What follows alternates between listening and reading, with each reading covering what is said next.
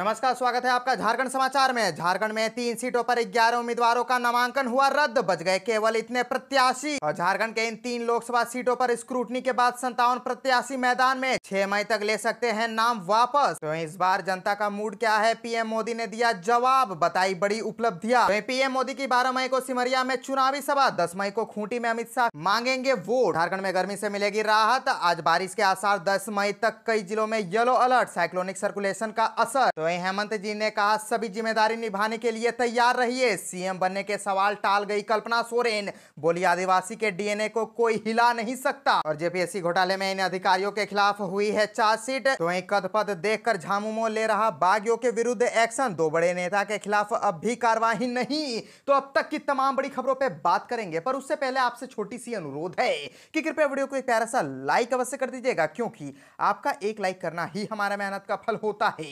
तो शुरुआत करते हैं आज की पहली और बड़ी खबर से।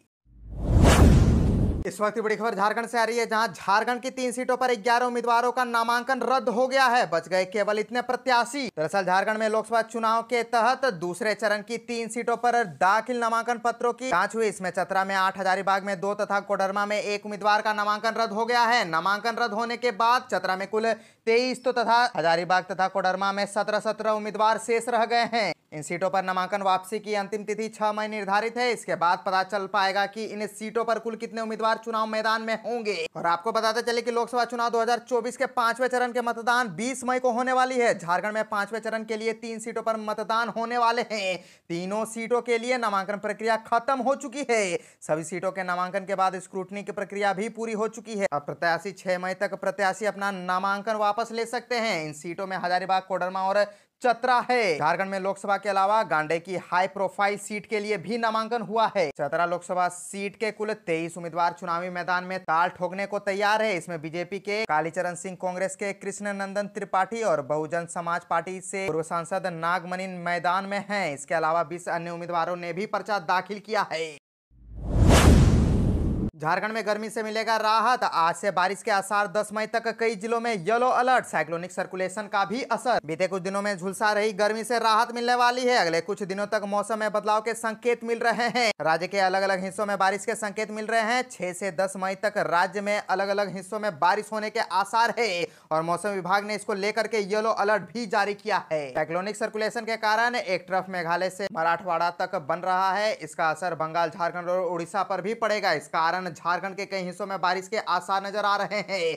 6 और 7 मई को राज्य के उत्तर पूर्वी, संथाल, कोयलांचल और दक्षिणी छोटा नागपुर इलाके में कहीं कहीं हल्के से मध्यम दर्जे की बारिश हो सकती है। और आपको बताते चले कि आज देवघर, धनबाद, दुमका, गिरिडीह और गोड्डा, जामताड़ा, पाकुड़ और साहेबगंज में मेघ गर्जन के साथ तेज हवाएं चल सकती है। यही स्थिति पूर्वी सिंहभूम, पश्चिम सिंहभूम, सिमडेगा, सरायकेला खरसावां, रांची, बोकारो, गुमला, हजारीबाग, खूंटी और रामगढ़ में देखने को मिल सकती है। तो वहीं कल राज्य में कहीं कहीं गर्जन और तेज हवाओं का झोंका चल सकता है। वज्रपात की भी संभावना है। इस दौरान हवा की रफ्तार 50 किलोमीटर प्रति घंटे की हो सकती है। मौसम पूर्वानुमान के मुताबिक इस दौरान तेज हवाएं चल सकती है। हवा की रफ्तार 30 से 40 किलोमीटर प्रति घंटे की हो सकती है। 10 मई तक राज्य के राजधानी सहित राज्य में अलग अलग हिस्सों में बारिश होने की पूरी उम्मीद है। तापमान गिर सकता है। राजधानी का अधिकतम तापमान 34 डिग्री सेल्सियस के आसपास तक जा सकता है। न्यूनतम तापमान 22 डिग्री सेल्सियस तक जा सकता है।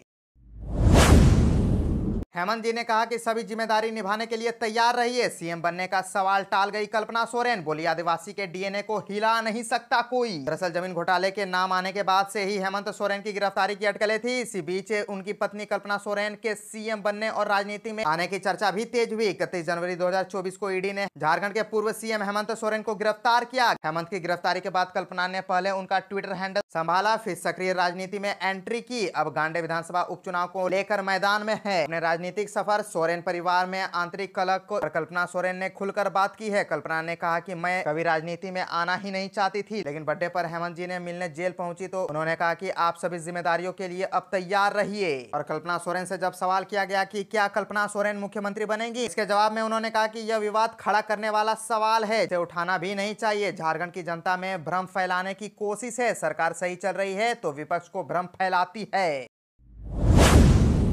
इस बार जनता का मूड क्या है, पीएम मोदी ने दिया यह जवाब, बताई बड़ी उपलब्धियां। दरअसल प्रधानमंत्री नरेंद्र मोदी का कहना है कि पिछले 10 वर्षों में उनकी मुख्य उपलब्धि देश के 140 करोड़ लोगों के मन में भरोसा और विश्वास कायम करना है। लोकसभा चुनाव के बीच दिल्ली में अपने आवास पर तेलुगु अखबार ईनाडू को दिए विशेष साक्षात्कार में पीएम मोदी ने कहा कि उन्होंने अपने पहले कार्यकाल के 5 वर्षों में कांग्रेस सरकार द्वारा खोदे गए गड्ढों को भरा। उन्होंने कहा कि भारत का समय है और लोगों को दुनिया पर राज करने का मौका नहीं गंवाना चाहिए। प्रधानमंत्री नरेंद्र मोदी ने कहा कि देश की सेवा करना में 140 करोड़ भारतीयों की आशाओं और आकांक्षाओं को पूरा करने के लिए एक जिम्मेदार पद पर होना ईश्वर का आशीर्वाद मानता हूँ। कभी कभी ऐसा लगता है कि कोई दैवीय शक्ति मेरे माध्यम से भारत को उसकी मंजिल तक पहुंचाने में मदद कर रही है। यही विचार मुझे और अधिक ज्ञान और समर्पण के साथ काम करने के लिए प्रेरित करता है। जब उनसे प्रश्न पूछा गया कि अगले 5 वर्षों के लिए आपकी शीर्ष प्राथमिकताएं क्या होंगी, तो उन्होंने जवाब दिया कि हमारी पहली प्राथमिकता विकसित भारत की दिशा में विकास को गति देना है। तीसरी बार सत्ता संभालने के बाद पहले 100 दिनों के भीतर हम इस पर काम करना शुरू कर देंगे। फिर हम अगले 5 वर्षों के लिए एक पूर्ण योजना को लागू करेंगे। जब हमने 2014 में सत्ता संभाली थी, हमने देश को होने वाले नुकसान से बचाने के लिए मिशन मोड में काम किया था। जहां सुधार की जरूरत थी हमने किया है। सरकार से विरासत में मिले कुप्रबंधन, गलतियों और त्रुटियों को सुधारना हमारे लिए भारी बोझ बन गया था। दूसरे कार्यकाल में हम लंबे समय से चली आ रही समस्याओं का समाधान खोजने में लगे रहे। रांची के बीएसएनएल कैंपस में भीषण आग, रामगढ़ से भी पहुंची दमकल की गाड़ियां। दरअसल राजधानी रांची में गर्मी की वजह से आग लगी घटना लगातार सामने आ रही है। ताजा मामला रांची के मारपुल के पास स्थित कार्यालय का है। बीएसएनएल कार्यालय कैंपस में दोपहर अचानक आग लग गई। आग इतनी तेजी के साथ फैली कि पूरा बीएसएनएल कार्यालय काले धुएं से भर गया। आकाश भी काला नजर आने लगा। मामले की जानकारी मिलने के बाद दमकल के कई वाहन मौके पर पहुंचे और हालांकि कड़ी दिक्कत के बाद भी आग पूरी तरह से काबू नहीं पाया जा सका, जिसके बाद रामगढ़ से भी 15 दमकल की गाड़ियों को मंगाया गया। बताया जा रहा है कि बीएसएनएल कार्यालय कैंपस में रखे स्पेयर पार्ट में लगी थी।